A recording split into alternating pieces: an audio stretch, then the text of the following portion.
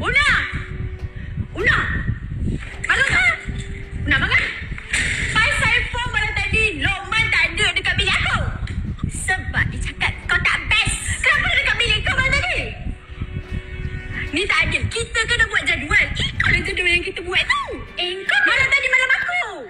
Kau kena mengalah lah sebab kau nombor 3, aku nombor 2. Masalahnya ikutlah jadual. Hang tu pasal apa? Kau yang tak bagi dia balik pergi bilik aku kan? Yes. Sebab dia cakap kat aku. Kau dah memang madu tak guna lah. Bagilah aku cakap habis dulu. Apa? Sebab dia cakap kat aku, kau bangun-bangun pagi macam singa. Rambut kau kembang. Aku tak suka macam dia.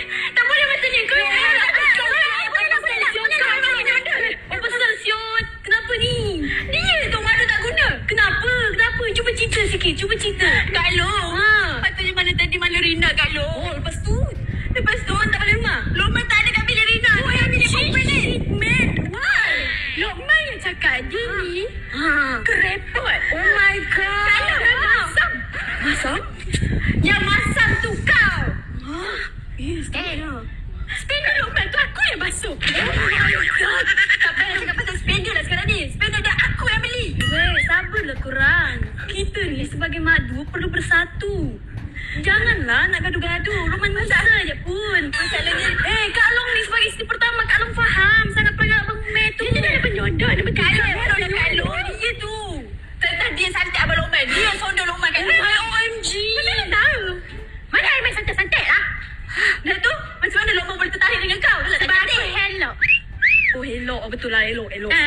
Janganlah, korang tak baik tau kita nak gaduh pasal Lokman Musa. Dah tu macam mana Kak Long? Abang Mei tu tak suka kita gaduh-gaduh macam ni. Kita mesti fun je.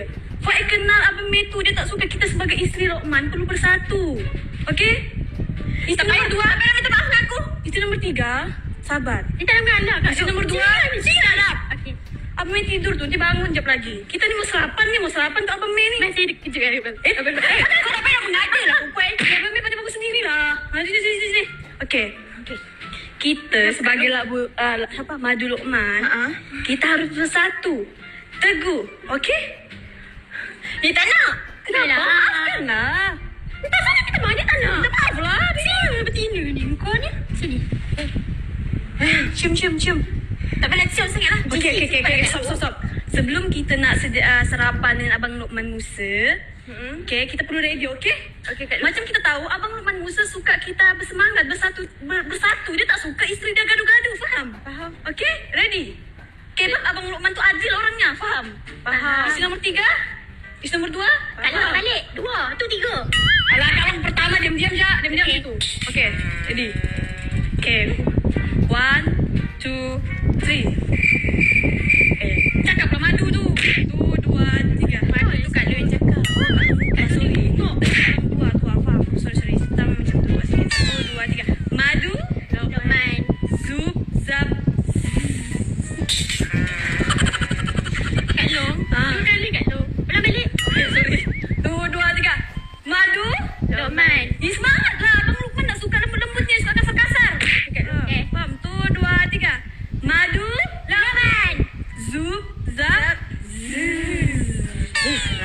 Okay, 1, 2, 3. Tengok stop apa tadi? Jom kita kejap belok, Meh. Muka macam Lokman. Ayo, kita bersatu Kak Long. Kak Long ni